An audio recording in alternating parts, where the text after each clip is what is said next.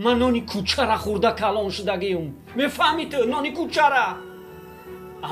امکی چی امکی یا امکی داشتم من روزایی بود که هفته آشکتی من گوش نمیگشتم گروز نبودم میفهمی تو من یک کلوش داشتم 5 سال پوشیدگیم یک کلوشه پدری من در بیستری مرگ بود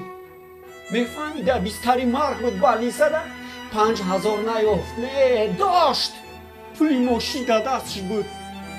ندانم تقدیر ما در دست خداونده